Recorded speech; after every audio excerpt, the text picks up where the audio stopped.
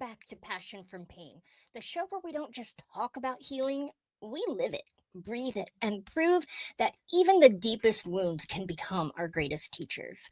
In today's episode, it's one of the most powerful conversations we've had on this show to date because my guest, Santa Molina-Marshall, isn't just an expert in trauma healing, she lived it. Santa is a licensed clinical social worker, somatic healing expert, massage therapist, yoga teacher, Reiki master, and interfaith minister. Wow. Her real superpower, though, she brings decades of personal and professional experience to the work of turning pain into power, guiding others from crisis to clarity, from silence to voice. She's the author of Running Through Darkness, memoir of a spiritual warrior going from trauma to triumph. And in this episode, Santa takes us deep. We talk about childhood abuse, nervous system regulation, spiritual reconnection, and how to build a resource bank that can literally save your life when the anxiety hits. Nothing is sugar coated here, but everything is offered with love, truth, and the kind of wisdom you can only gain by walking through fire and coming out free.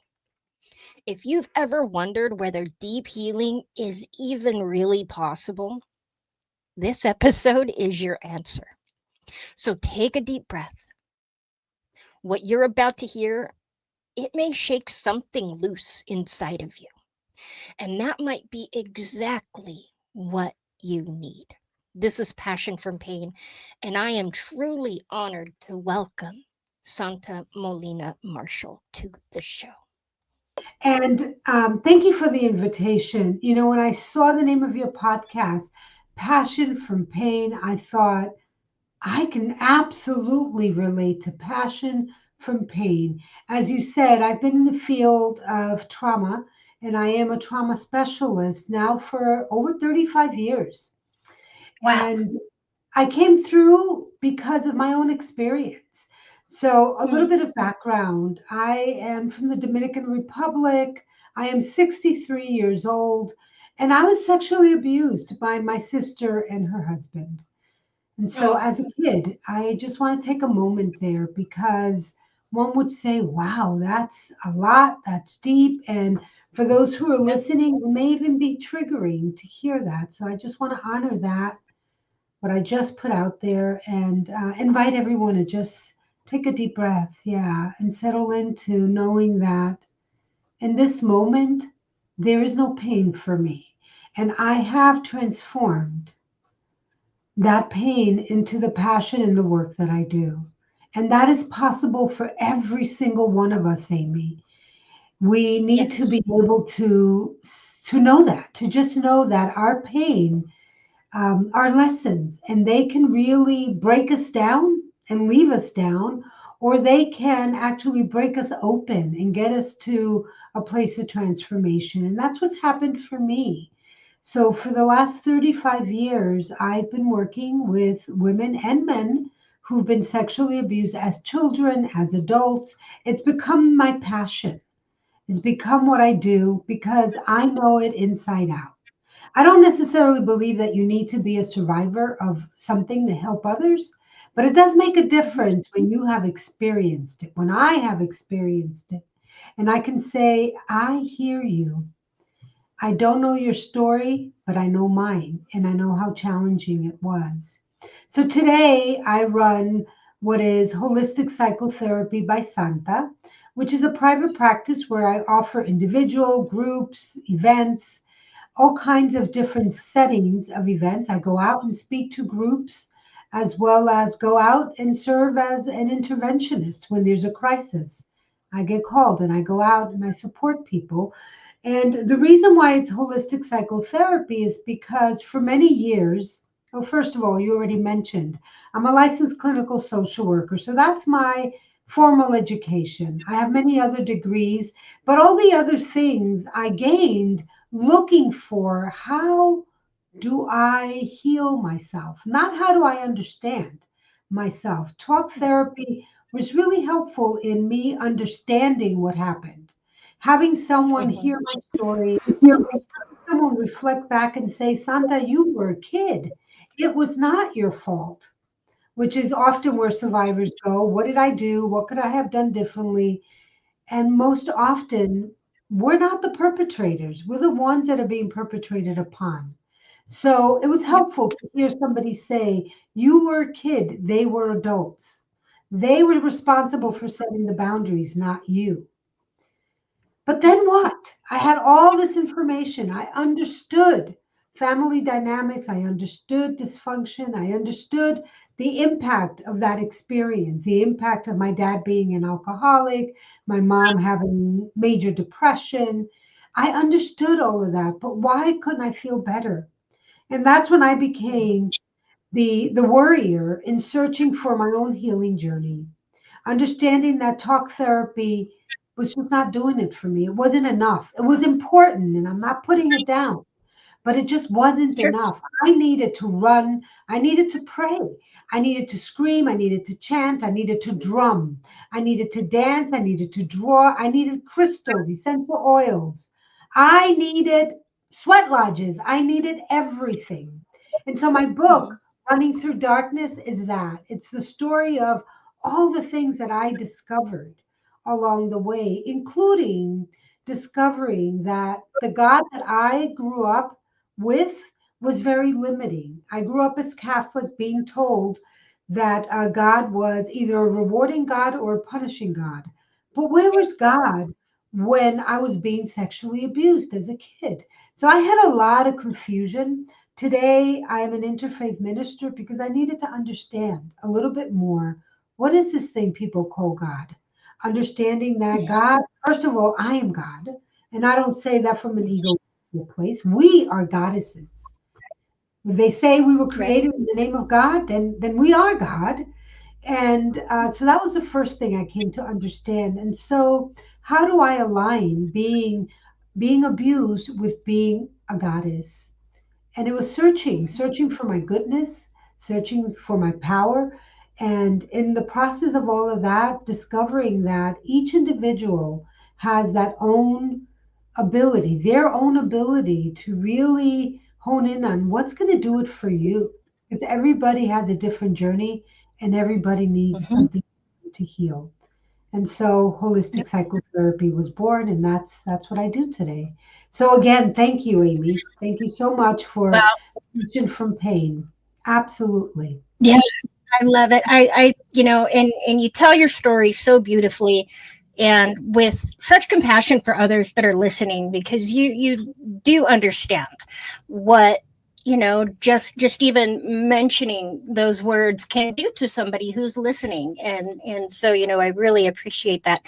And the fact too that you just embody the whole process of healing rather than just talking to a therapist, or just medication, or just the somatic healing side, or the physical side, or the spiritual side. It is a it's a package deal. You do have to address everything in order to move forward, and that's why this I created this platform, was to Yeah. bring all those ideas to one platform so people can get the information that they need to go on their healing journey. Because you're right, it is not a linear process. It is not step one, two, three. It is different in a very individual and private experience for Mhm. every person who has been traumatized by something. Mhm. And so that's what I love about what you're doing, is you package everything together that really needs to be Mhm. addressed with somebody who's been through something. Yeah, yeah. I like saying, some people say to me, so does that mean you will start praying over me? I said, no. I'll pray with you if you ask for that, right? If Hmm. you say I Yep. believe in God, then I'm going to talk a whole lot about God. But if you tell me you're an atheist, then maybe we'll chant instead, or maybe we'll drum Hmm. instead. We're going to find what Hmm. works for you. And that's what's important, right? In this Yep. healing journey is that we find, because the reality is, even though we've suffered, we've been surviving. How do you Hmm. survive? So that's my first question to my clients, Amy, is, so what's been working for you? Yeah, you're coming to see a therapist. Yes, you feel like you're broken. Yes, you had a horrific experience. But what is it that's been working for you? What gets you up every morning? Even if you get up and you're depressed, what is that thing? And Yep. that's the place to start, right? What do you already Hmm. know about yourself and about what you need in order to feel like living is worth it, right? That's where we're going to start. And then I'm going to introduce you to all kinds of things. If it resonates, we go with it. If it doesn't, we move to the next thing. But that's my job, is to help you discover, like, what is it that was taken, right? And Hmm. often that's what happens in abuse. People are left feeling like something core was taken from them. Sometimes Yeah. people call me and I take it on. It's like doing soul retrieval. The soul is there, Mm. the soul is not gone. It's lost, Yep. it's in the shadows, right? We've Hmm. abandoned that part of us, but it's there. Let's find it and let's energize it and let's kind of present Yep. it again to ourselves, right? Yep. Almost like pulling them out of purgatory, essentially. Just bringing them back, to Exactly. themselves. That's kind of Exactly. where they're at. You get Exactly. that numb Yeah, feeling, and yeah, no, it's a beautiful thing, and I love it. absolutely. I love it Yeah. you got going on. And Yeah. just the fact that you start with, okay, what have you tried? What do you know? Instead of just throwing stuff at them. And take into account the healing experience they've already tried, at least, and Absolutely. take that into Absolutely. account. I mean, the other thing is, and this is something that I have to give social work school credit for. Um, Yeah. we were told you meet the client where the client is, right? And to me, Mm. that's how that gets interpreted: is I'm going to meet you where you are. What is it that you already have that's worked? And then Hmm. the other thing is that I believe, and this may be the spiritual part of me, because I believe that we were all created in divineness. I believe that we all have Hmm. the ability to get well. Hmm. And I am going to believe that and I'm going to trust that until you can believe it, right? So I'm going to hold that. I don't hold my clients in pathology. Oh, you're ill. Yeah, you've gone through something. And it Hmm. is crazy making sometimes the things that we go through, right? The Oh experiences that yeah. people have. However, I know that you are whole. And that's what I mean. I know Hmm. that you're whole, and I am going to believe that. And I'm going to lend you my hope until you're able to hope for yourself and until you get back to believing that. And there's something I really love easeful about that. When I say that to it. clients, it's okay. You don't have to believe it right now. You don't have to believe that Hmm. you're going to get well, but I know you will. And so trust that I'm Hmm. going to bring you back to that. And my job also is I'm going to highlight every aspect of what you're doing that's working. Because Hmm. when we've experienced trauma, when we grew up in environments that are negative, we take that persona on. We believe what people Oh yeah. say. You're a loser, you're never going to amount to anything, you don't know anything, you only find trouble. We start believing those things, right? So Hmm. every time that you come up with, a person I'm working with, comes up with a negative thought, I'm going to challenge that. I'm Yeah. going to challenge Then it's that. I'm going to say, is that true? Or is that just something you took on? Is it true? hmm Is that your truth? Right? or is That's the that other them thing. still talking in your head? Yeah. Say that again, Amy. I'm sorry. Oh, I was just saying, or is that them just still talking and living in your head? Yes. After Yes. what you've been Yes. through. Yes. I have a client who likes saying, and I love this. She says, Santa, what I learned from you is that those voices don't pay rent. And so I don't need to give them any energy, right? The voices in her head, she says, they don't pay rent. I don't have to give them any. And the voices are there, and sometimes they're Yeah, really loud and uncomfortable. And sure. so we need to hear them and assess, are they true or not? Question Yep. ourselves, right? Very Mhm. important. Um, Oh, for sure. And when I was putting this together, I was going through the same thing. Can I do this? Can I figure it out? Can I figure out the microphone and the camera technology? Can I put a podcast together? Am I smart enough to talk to people about what I've been through? Am I strong enough to talk to people about what I've been through? And so all the whole time my brain is telling me, well, no, you're not. You can't do this. Why do you think you could do this? What experience do you have doing this? And I just had to, at every step of the way, push myself past that negative self-talk and just get myself past it.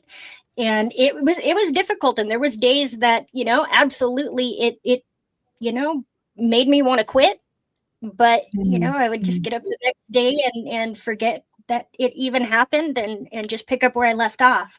And I'm so glad I absolutely. did, because I'm talking to really cool people and helping a bunch of others who really need it in the process. Well, the thing is that things are challenging and sometimes they're scary, but they don't need to paralyze us, right? Right. There's a title of a book. It's a very old book, and I don't even know if it's still in print, but the title was Feel the Fear and Do It Anyway. Right? Like it's Oh, I love it. okay to feel fear. Fear doesn't mean don't do it, you can't do it, right? It doesn't mean because it's painful you can't move through it. And somehow we believe at times that if something's too hard, then that means it's not achievable. It just Mhm. means that it's challenging, right? But that we can still achieve it. I want to say something also, Amy, about the last piece of work that I added to my kind of basket of how I do the work that I do. And that is really honoring the body and the nervous system. Mhm. Because a lot of times these voices have been created by the people who tell us these things, and also by parts of us that have been trying to manage and support us. So the voice that says you can't is a negative voice. I may have gotten that from my parents, but I may have also Mhm. gotten that from a part of me that's saying, "Ooh, if you try and you fail, it's going to be devastating for you. So why not tell yourself you can't, and this way it'll be easier, right?" Or the Mhm. voice that says, "I don't want to date. I never want to date again. I Mhm. don't want to." When in reality, I crave connection. That voice that says I don't want to date may simply be the voice that's trying to protect me from the harm that dating has Mhm. caused, right? So I always say to clients, let's listen to those voices. And if they're Mhm. not helpful, decide that they're no longer useful. If they're not Mhm. helpful, they're no longer useful. That doesn't mean that at some point telling myself, oh, you're fat and ugly, that may have been helpful. That may have been the thing that kept me from feeling safer in the world. I don't know if I'm making any Mhm. sense, right? The voice that said you're No, fat you and are. ugly, yeah, at some point was keeping me safe. But is it Mhm. useful Sure. today? Is it useful? Right. Do No. I need that today? Right? Do I need those Yeah. voices that are limiting me today? If I do, then Yeah. okay, then let's figure out a different voice that's helpful and kind, right? Mhm. So some people say, well, I don't want to trash the part of me that was like the drinking, for example. I drink because it was helpful. Okay, I Mhm. understand getting drunk every night because the feelings are too big, too scary, too Sure. painful. But do you need that today? Are your feelings Yeah. so big, so painful? Is your life really that scary today? Or is it now a habit that's become an addiction and something I just do and think I need to keep doing? Right? So, really Mhm. questioning the voices and the behaviors and the patterns is extremely important. People would say, Oh, but how absolutely. do I calm myself down? What do I do when I Mhm. am feeling like I'm out of control and that a drink or a hit of something is what's going to help? Well, maybe there's something you can do about calming your nervous system, right? Mhm. Maybe there's some resources that you have that help you calm the nervous system. Maybe there's some breathing. Maybe there's a Mhm. bath. Maybe there's a friend you can talk to. Maybe there's a way in which you can hold yourself, touch yourself, right? Maybe it's something you can smell. Like, what are all the many Mhm. things that help to calm you down? so that you can then ask yourself, do I really need another drink? Or do I just Mhm. need to go lay down, go hug a tree? Yeah. I mean, there's millions of things, right? Oh, for sure. Right? How can we create a little bit of space so that we begin to have access to not just the things that are not good for us, but the things that are Yeah. calming us, right? Mhm. Absolutely. And it can be difficult to find what those things are sometimes, especially when we've got all that nonsense going on in our heads.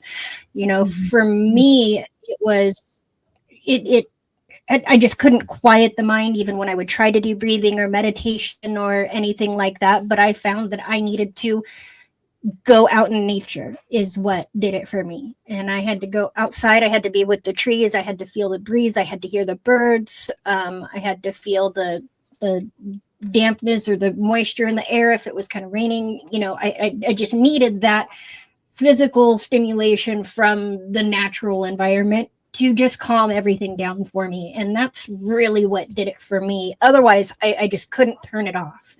But the Mhm. other distraction just from nature is really what turned it off for me. Yeah, and so it's about us trying to figure out what is that, right? What are the many things? And the reality is that you were lucky to find that nature did it for you and that it's consistent. Because for some people, one day it's nature, the next day nature is too scary, and the next day it's Sure. something different. But if we have, I like calling it a resource bank. If we have a very hefty resource bank, I can pick one thing. If that doesn't work, I'll pick the other. If that doesn't work, I have something else, right? But Mm-hmm. what is it that does it for you? And again, Mm-hmm. different things will work even for the same individual at different times. I have a client, I love telling this story. She goes around with a cup, a mega cup, huge cup filled with ice. Mm-hmm. And sister, I tell you, Amy, she wears the ice. She eats the ice. She drops it in her bra. She puts it up and down her arms. She puts ice on her head. Ice is her thing, right? Wow. So she carries a cup of ice. And when she doesn't bring it into session, I'm like, are you okay? You don't have your ice today. Oh, I left it in the car. Right? That's a sign that she's getting better. But for her, it's ice. For other people, Sure. it's something warm, something Yeah. hard to hold on to, right? Mm-hmm. For some people, the idea of being out in the woods and their feet in the mud can just make them crazy. And for Yep. others, maybe like you, hugging a tree, feeling the moist of the earth is what does it, right? Yep. A bath, is it a shower? Is it a Mm-hmm. good run? Like what gets your heartbeat to calm down, whatever that is.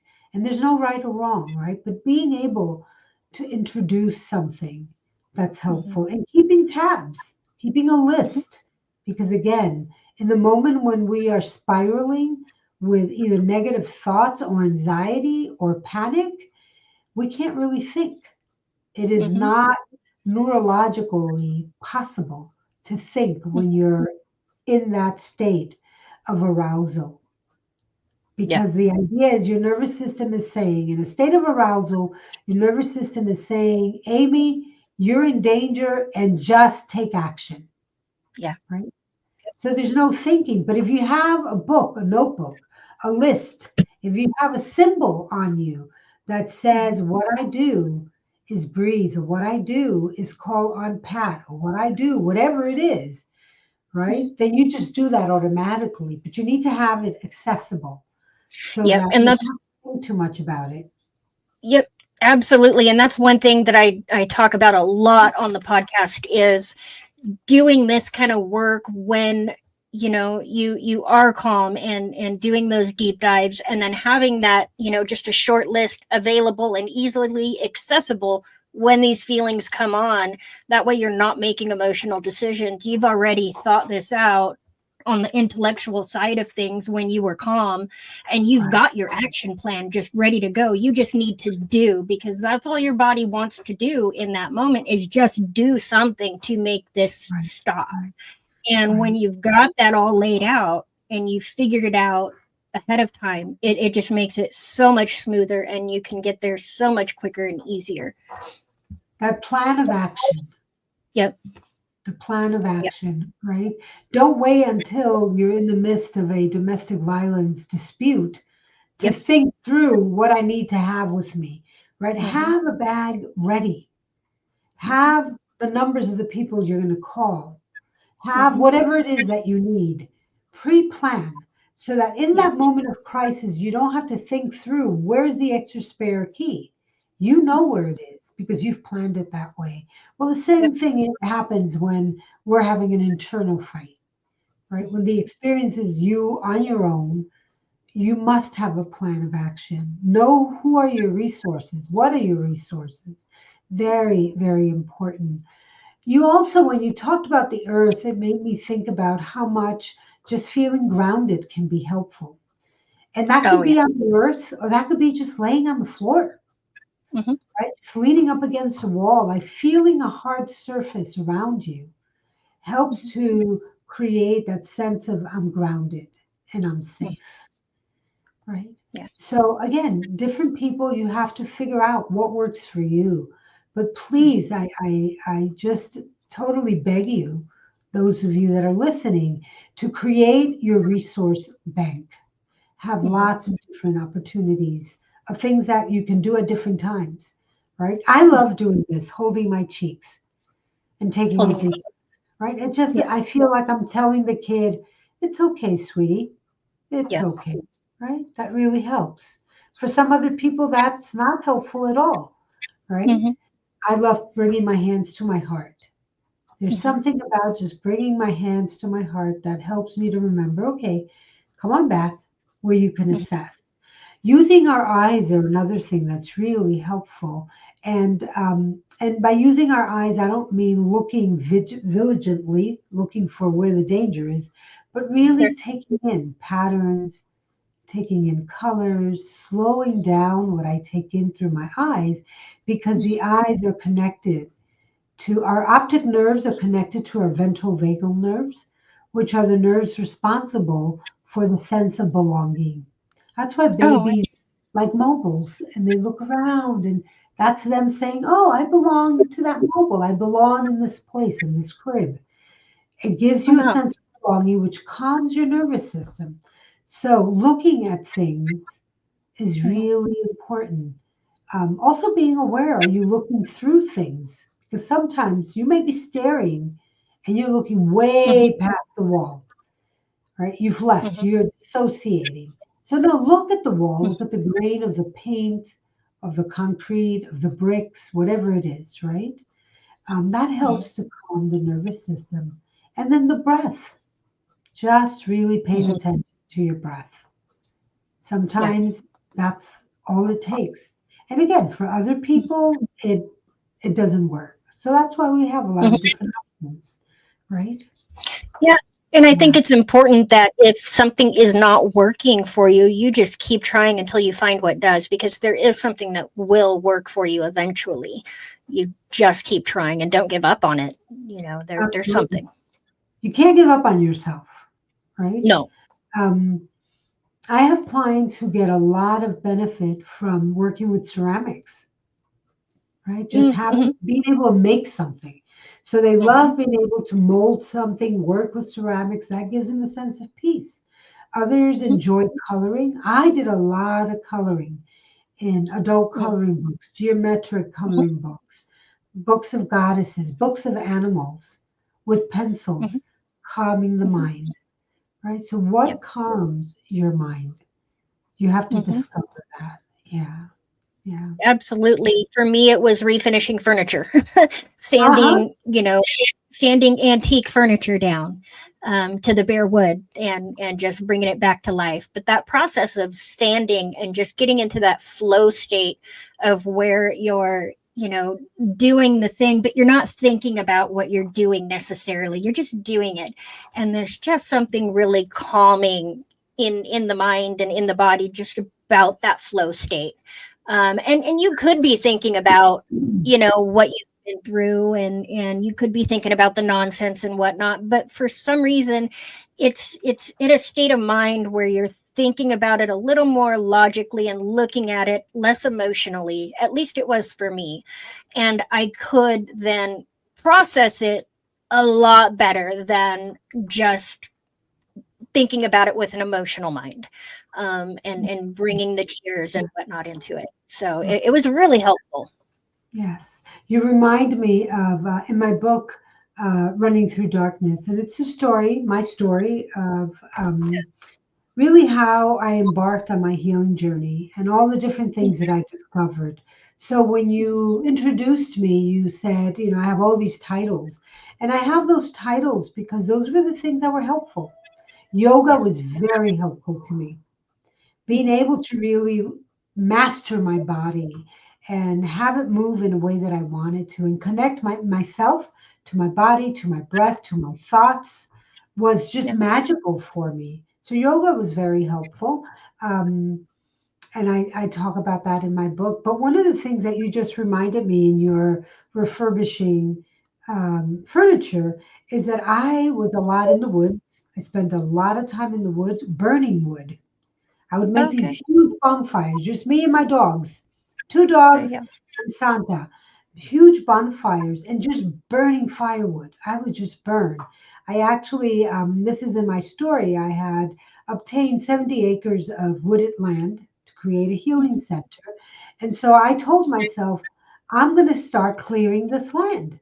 So I had someone Yeah. come and chop down the trees, and my job was to burn them.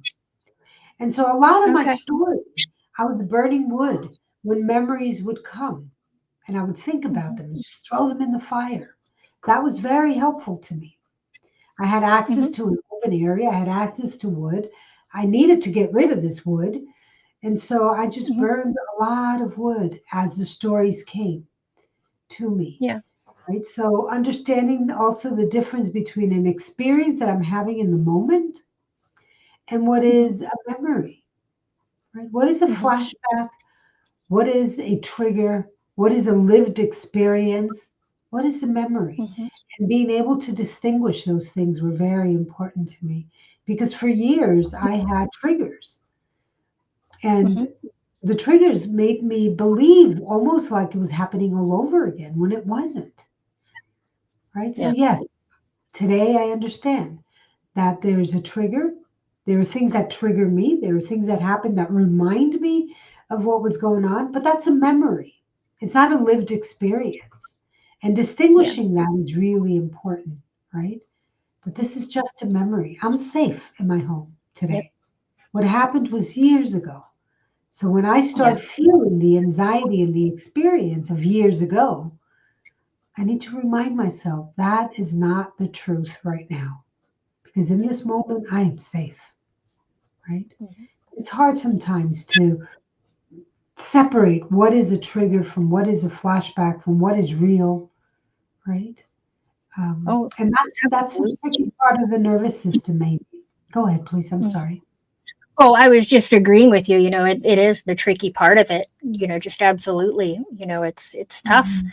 and it's really amazing how powerful the mind really is, and how much control it can really have over our bodies if we allow it to. Absolutely. Absolutely. So I have learned that what helps is slowing down myself Mhm. to be able to, as I said a moment ago, because the nervous system takes over and has you thinking that you're in the crisis again. I need to slow that down with a resource, right? Whatever the resource is. Remember, I have a huge bank. So now I can go to my Mhm. bank, pick something, calm myself down enough to say, okay, Santa, are you really endangered? Because the body tells you when something's off, right? The Mhm. problem is that the body, the nervous system, doesn't always know whether what it's picking up is real, imagined, or perceived. How many times do we Mhm. react to things because we perceive them to be dangerous, right? Mhm. And so, Sure. because the body doesn't really know, the nervous system can't distinguish whether it's real, imagined, or perceived. I need to slow it down enough to ask myself, is this real? Or is there evidence that this is real? Right? The other thing is that the nervous system can't tell time. So it doesn't Mhm. really tell you, is this feeling from today? Is this yesterday's feeling, or is this an anxiety anticipating something? Again, another reason to slow down enough to ask myself that question. Are you Mhm. projecting? Are you in the future worried about something that hasn't even happened? Right? Mhm. But if I can't slow it down, then I believe what I'm sensing. Yeah. That's the importance of calming the nervous system. Whether you're sanding down furniture, burning wood, running in the woods, biking, taking a cold shower, or eating ice. It doesn't matter how Mhm. you do it, but we need to slow down enough to be able to ask that question. Is this happening right now? Right? Yep. Yeah. That's such great advice. And it when you're in those moments and you're thinking just emotionally, it's really the toughest thing to do is to be able to just stop and and pull yourself out of that to where you can just say, hey, this is just my mind creating this. I am not in this situation anymore. And so I love all the tricks that you've just given everybody. And guys, write it down and plan ahead and know what you're going to do, and just keep trying the different things to see what's going to work for you in those moments that the nervous system is just getting out of control. You've been triggered, or the anxiety is just pouring on you out of nowhere because it happens. Right. 1 minute you're feeling great, and the next minute, just out of nowhere, there it is. And that's the toughest part of this journey, is just that out of Absolutely. nowhere it hits you. And it feels like it's out of nowhere sometimes, Emmy, but I also think that over time, we begin to know, like, what are the things that are triggering, right? We Hmm. begin to Sure. anticipate. And in this case, anticipate because we've experienced it before. For example, Hmm. I don't necessarily like being in closed spaces without me knowing where the exit is. That can create anxiety for me. So I know that Hmm. now. It's okay. It's okay if I don't like being in closed spaces where I don't know where the exit is. But Sure. because I know that, the first thing I do when I walk into a space is I assess, oh, where's the exit? Okay, there's a Hmm. window and there's a door. All right.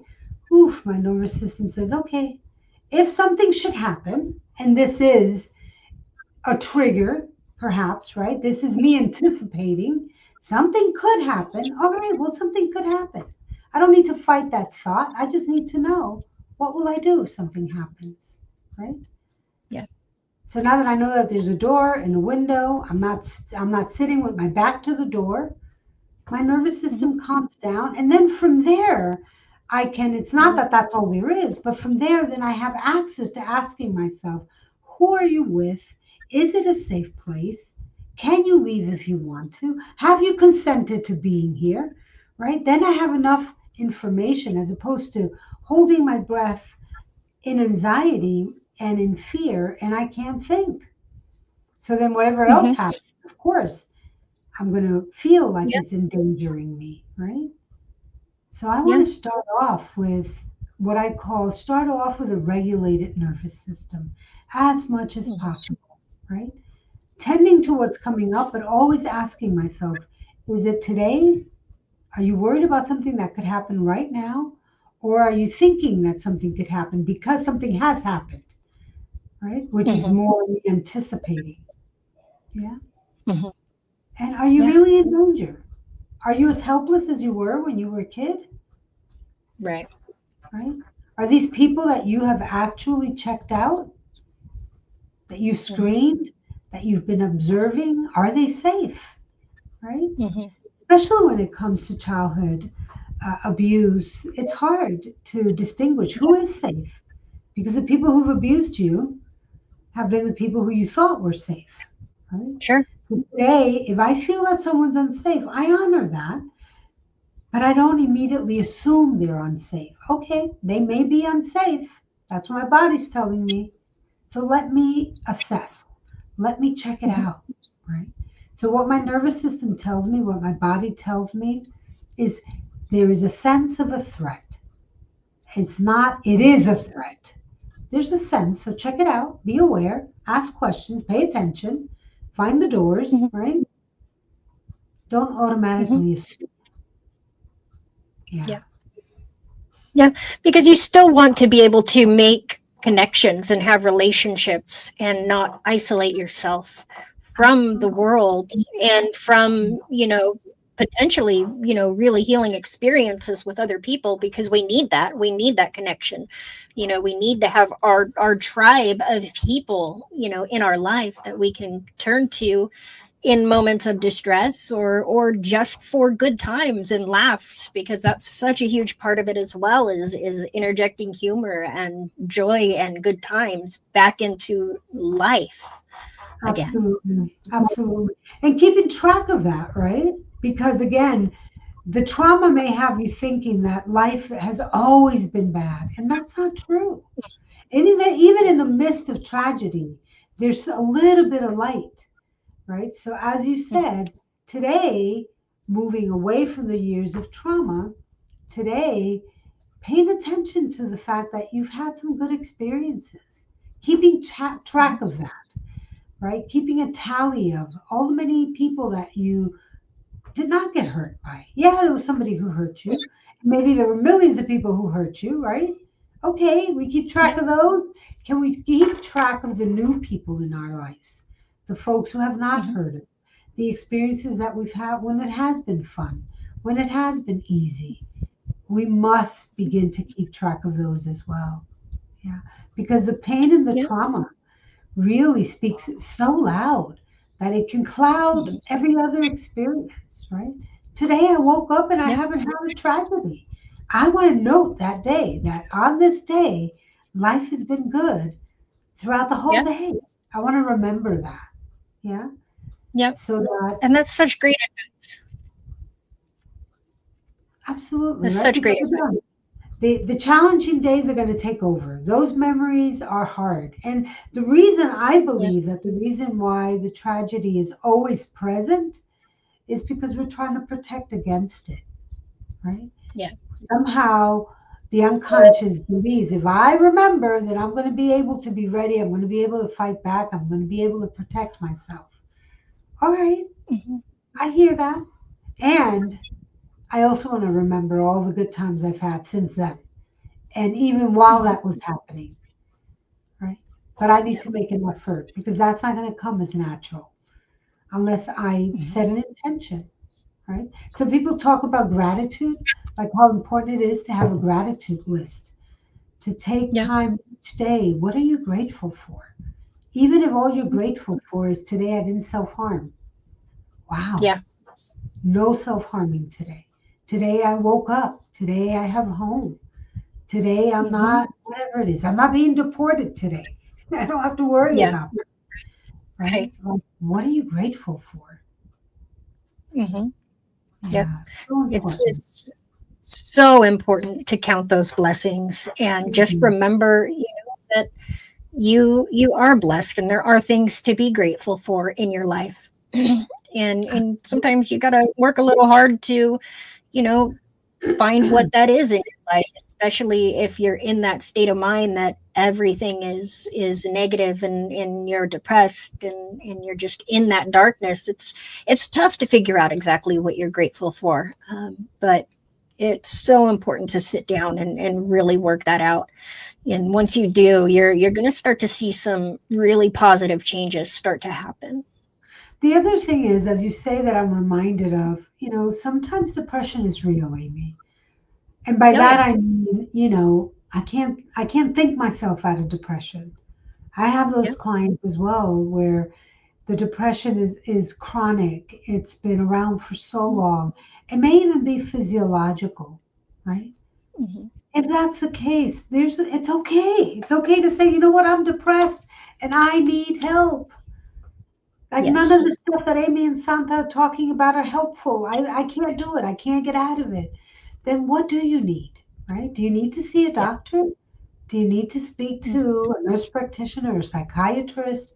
Do you need Mm-hmm. medication? Because that is okay. The important thing Yep. is Oh, for us to know absolutely. what is it that we need, right? There's no shame in that. If you need Mm-hmm. antidepressant, take them. You've tried Mm-hmm. everything. Now, here's the thing that I always say to my clients if you're going to take medication, and I say this with caution because I'm not a doctor, But if you're going to take Mhm. medication, don't stop doing everything else that you know you can do to help yourself. Yes. Right? Yes. Don't let it be your crutch. Let the Mhm. medication be something that gives you an opportunity. I always say to my clients, particularly those who are afraid of taking medication, I says, you know, medication is only another tool. It's another Yeah. resource. Maybe it'll just take the edge off so that now you can take a deep breath. Now you can Mhm. hold a tree. Now you can go and Yeah. take a swim, right? So it only takes Mhm. the edge off. So continue to do all the practices that you normally do to feel better because maybe, just Mhm. maybe, you'll find that with a little bit of the medication and all of your practices, you can function. Mhm. Who cares? I mean, if you Yep. had high blood pressure, you would take your high blood pressure medication and Mhm. still do all the things like, you know, keep your heart strong and eat well and don't smoke and Mhm. right. So it is not a reason to not continue to take care of yourself, right? Right. Nor is it something to be ashamed of. And I just wanted to say that for the listeners that may be thinking, man, these ladies think it's easy. Because some people, major depression can be really, really challenging, right? In which case, Oh, absolutely. they need a little bit more help. That's all. Mhm. Mhm. Yeah. Yeah. Yep, and there's nothing wrong with that, and in my experience in the past, I've been on medication in the past. But when I was on the medications, I wasn't doing the other things. I was just taking the pills and hoping that the pills were going to make me happy in the crappy situation that I was in. And Right. I had no idea that I had to do all this other stuff too. I thought I Mm-hmm. could just Mm-hmm. continue medication and live with the suffering that I was living with. But Mm-hmm. it was a urgent care doctor who just kind of essentially slapped me upside the head and said, "No, silly, no, you need to fix your situation and make some improvements and take some steps in your life, in order for this to do anything for you." And so, yeah, don't quit doing the things. Do the journaling, do the work on yourself, seek the help, do the talk therapy, do the body work and the nervous system. I mean, you've got to do it all. You've got to, and it's a lot. It sounds like a lot, but you just, Mm-hmm. how do you eat an elephant, right? Just one bite at a time. One bite at a time. That's right. That's one bite at a time. Um, and not giving up, right? Like knowing that you're Yeah. worth it, that Yep. there's beauty, that there's joy, that there's laughter, that there's fun, right? But you need to Hmm. want it. And so, whatever it You do. takes, it's important to give yourself that chance, that opportunity. And you say something that's really powerful in 12 step programs that are mainly for people with addictions or who grew up in dysfunction. You know, they say we have to sometimes act as if, Hmm. right? Just go through the motion, do the things anyway. And after a Hmm. while, I believe they say it takes 45 days of doing a particular action before it becomes a habit. Before you know it, it's a habit and you're used to Hmm. doing it. But we Yeah. we can't expect change to happen overnight. It is like eating an Right. elephant, a little bit at a time. And also, when we're doing trauma work, it takes time because you don't Hmm. want to go right back into a trauma experience by running too fast through a story, right? I always Right. say to people, I don't need to know details of what happened to you unless you want to share it with me. What I need to Hmm. know is what is happening as you're telling me. And are we taking our time? As you're telling me the horrific story, are you breathing? Are you feeling Hmm. safe? Are you looking around your environment and checking out where you are? Are you grounded? Hmm. Are you feeling present? Because if you're telling me a horrific story and you're out of your body, you've just re traumatized yourself. And I assisted you in doing that. So I don't want to Hmm. hear a traumatic story. I want to hear how you're managing it today. Right. And Yeah. so it's the same kind of idea that this is a process. You said it much earlier, Amy. Healing Mhm. is not a linear experience, it's more like a circle It's the way I see it. It's a Mm-hmm. circular experience. And over time, you do in your own healing journey, you continue to move away from that pivotal moment of crisis, right? Yeah. Never to be forgotten. I will never forget that I'm a survivor of childhood sexual abuse. That's part of my story, right? But I have a Mm-hmm. lot of distance from it, and that is the experiences of healing have gotten me so that I don't no longer feel like I'm right there the year that it happened, right? The month that it Yeah. happened. Have some distance from it. And that's what the healing journey feels like. Yeah. There's Mm-hmm. just a distance from it that you can recall it without as much discomfort or pain or what we call Mm-hmm. triggers or flashbacks, right? But it happens Yeah. because you've taken a little bit at a time. You Mm-hmm. can go in and out of telling your experience as well. And by that, I mean in and out of different forms of healing. Maybe you're Mm-hmm. into refurbishing furniture today, and tomorrow you'll be into podcasting. It's still part Oh of my yeah. healing journey, right? Like I know that my healing journey continues.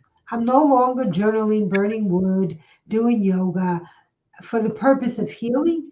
But when I sit with a client and I hold space, that's a new Mm-hmm. level of healing journey, right? When I Yep. decide I'm going to write a book to share what my experience has been, writing that book, I don't know about other people, other authors that write memoir, but I went through the experience again from a distance, right? Mm-hmm. So that was healing. That was part of my healing journey, writing the actual Sure.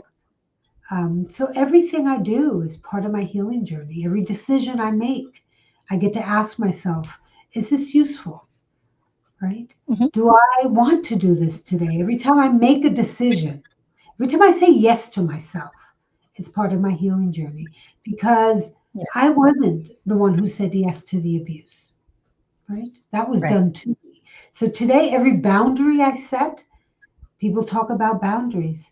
Every time I set a boundary, I'm reinforcing for that young child that a boundary was necessary. So I get to do that today. Right? Every time I Mm-hmm. put myself to sleep, oh, it's time to go to rest. That is healing Mm-hmm. for me because Mm-hmm. as a child, I wasn't allowed to sleep peacefully. Right? My abuse happened while I was asleep, woken out of my Mm-hmm. sleep. But now, when I put myself to sleep, that is me saying, baby, you can go to sleep and you'll be okay.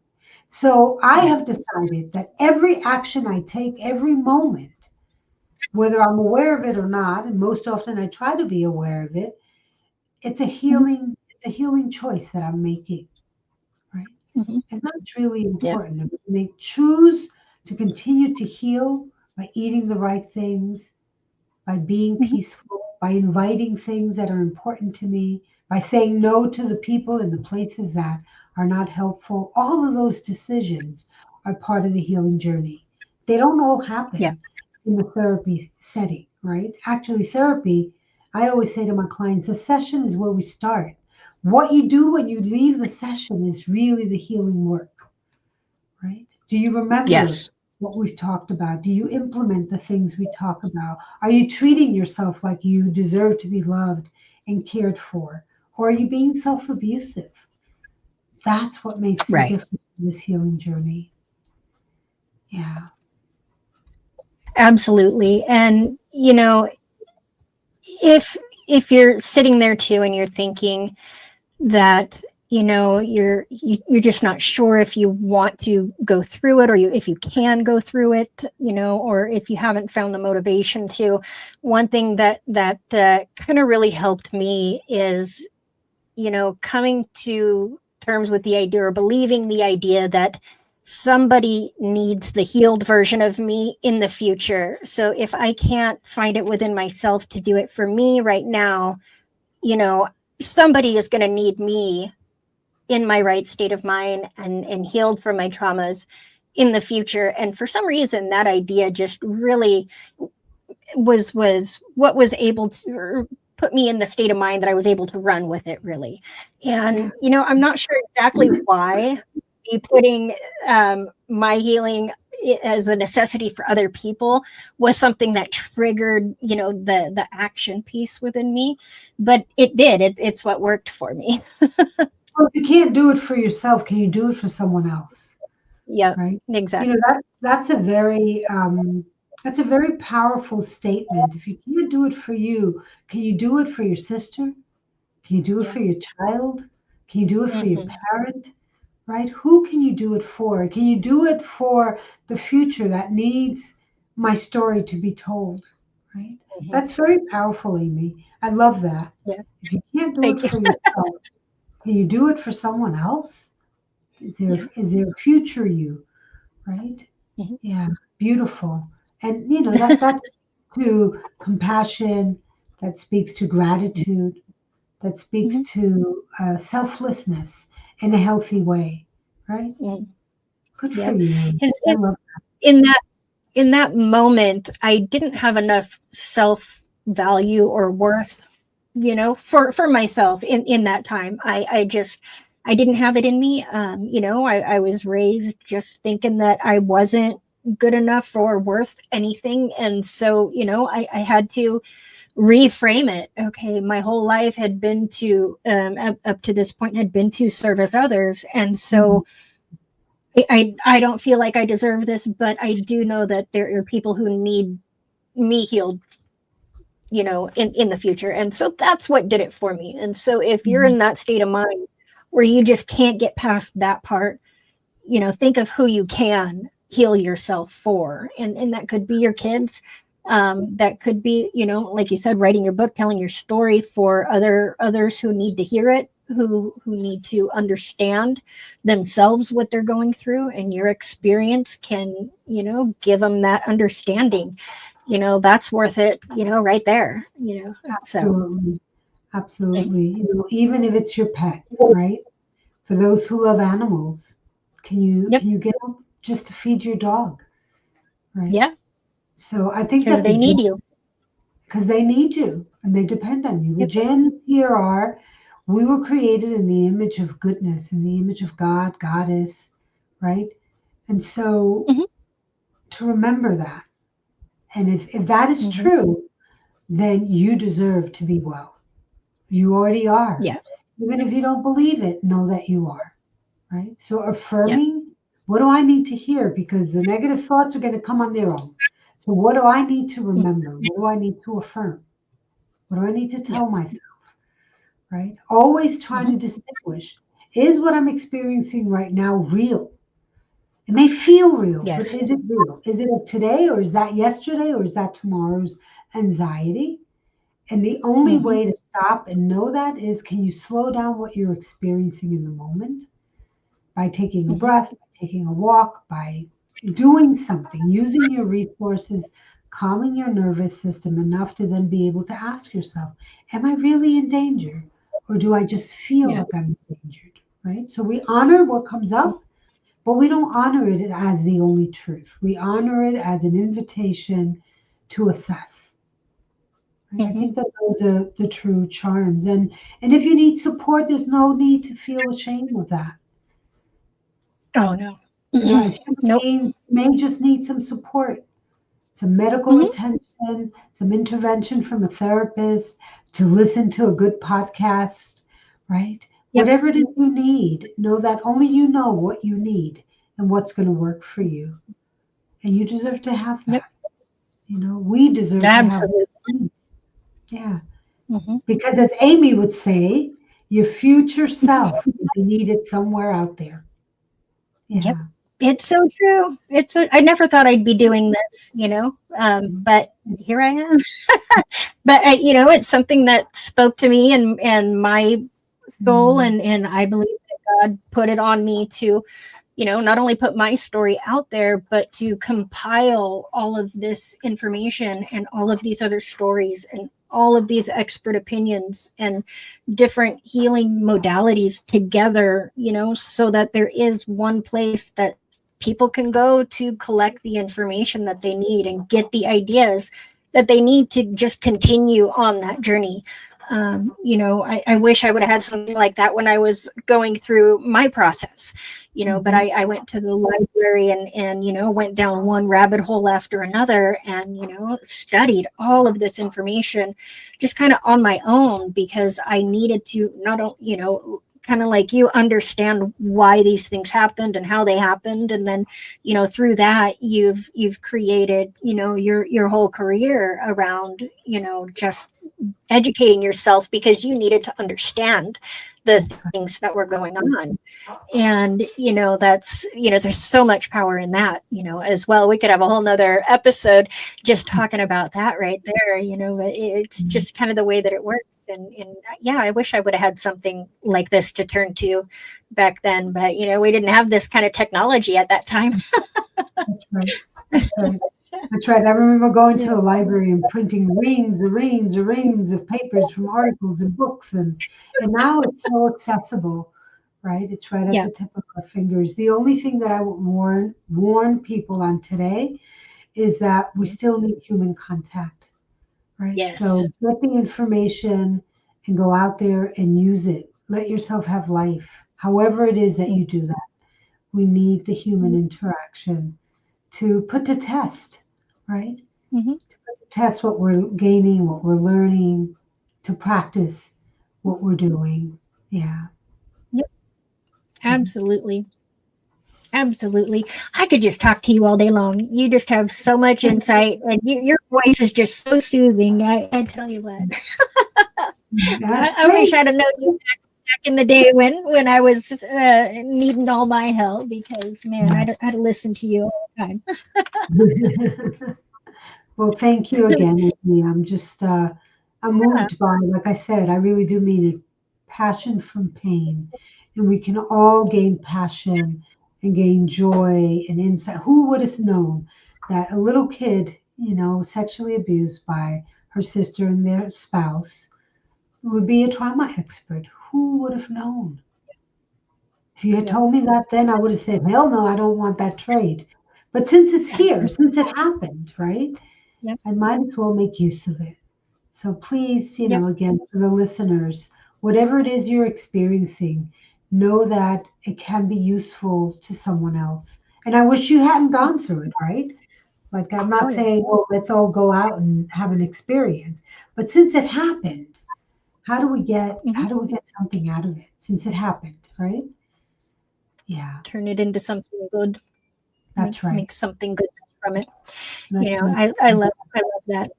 And yeah. so, yeah, I love that. Is there anything else that you want to add before we close today, or anything you want to leave the audience with? Uh, Not particularly something other than the encouragement, Amy, that Yeah. we all have the ability to heal and we all deserve to be well. And if you're feeling lonely, there is someone out there that you can reach out to. I'm a resource to Hmm. find on all social media. Just Google my name. My book is a Hmm. wonderful story of resilience, running through darkness, a memoir of a Hmm. spiritual warrior. And that's what we are. We become warriors. So, Yeah. using my book, there are tons of hotlines. Don't let yourself be isolated or feel alone. There's someone out there Hmm. for you to talk to at all times. Yep. That's where I want to land. Yeah. And if you want to know more Hmm. about me, then you visit my website. Hmm. Amy, I'm sure, will share all of my contacts and social media. There's a lot of support out here. Don't do it alone because there's no need to do it alone. Yeah. The Yeah. suffering happens alone. The healing happens in community. I think that would be my closing statement, Amy. Stay in community. I, Don't isolate. I Yeah. love that. I think I want to put that on a t-shirt. That needs to be on a t-shirt. Yeah. The suffering I love it. happens in Yep. isolation.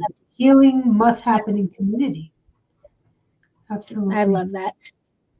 I love that. And absolutely all of your contact information is going to be down in the description of the podcast for Spotify and iHeartRadio and all those platforms, and then also in the YouTube description. And just I just got to say, the strength and the courage that you just exude through the screen here, it's just so Mm, amazing. And you can tell, that you have been through this and that you understand from a level of somebody who's had the experience. And that's sometimes hard to find.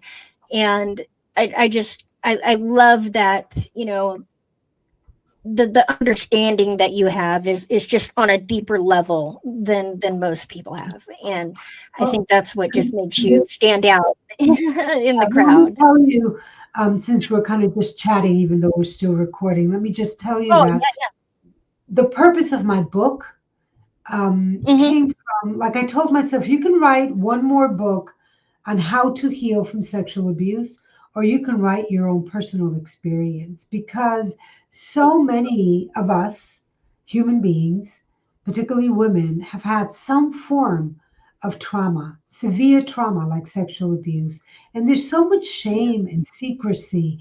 And if I was abused, then will people judge me? And Amy, I got sick and tired of working in organizations with a bunch of survivors as Yeah. counselors and healers that had not done their own work.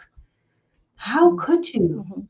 right? How could you Yeah. support and walk someone through a journey when you yourself are not willing to go through your journey? Again, I said earlier, it doesn't mean that you have to be a drug addict to work with drug addicts or a survivor of Mhm. violence to be able to address that. But if you have a history, please do your own work. So I decided, Mhm. no, I'm going to be brave enough. You're right. And I'm going to tell my story and I'm going to tell it how it was. And I'm going to tell how I healed some from it and how every day is a healing journey. Every day I choose to get up and say, thank you, Great Spirit, for a new day when I am free from abuse. Thank you. Right. And that's Mhm. nothing to be ashamed of. That's something to offer hope to others. And that's why I wrote my Absolutely. book the way I wrote it. Right. We don't need one Yeah. more how to. We know how to. Now show me the people Yep. who've done it and who are living through Yeah. it. Right. And that's who I am. Yes, Someone who's exactly. living through it. Yeah. Yeah. Exactly. You have hit the nail on the head right there. I love it. Well, this conversation with you, it was more than an interview. It was a Mhm. healing experience today Thank for you. the audience and for myself. Thank Your you. words And for remind me us that too, right? your words Yes. remind us that trauma doesn't define who we are, but No. it Mhm. does reveal what we're capable of transforming. That healing Absolutely. isn't linear, it's layered, body, mind, spirit working together to rebuild the truth of who we've always, been or Mhm. we're destined to become, and you That's show that right. path through the pain isn't about escaping the darkness. It's about learning to walk with it until it becomes the light in your life. Absolutely. If Santa's message spoke to you today, please connect with her with the links in the description, and her work at Holistic Psychotherapy by Santa, and read her powerful memoir, Running Through Darkness, Memoir of a Spiritual Warrior. And remember, your pain is not your punishment. Okay, That's it's right. your permission to rise. And this is Passion from Pain, where we turn survival into strength and healing into power. And I'm your host, Amy Pease, reminding you that your story isn't over, it is just beginning. And I love you guys. And I will see you in the next episode. Thank you, Santa. I love you so much. You, Amy. Thank you. Thank you for what you do. Yeah.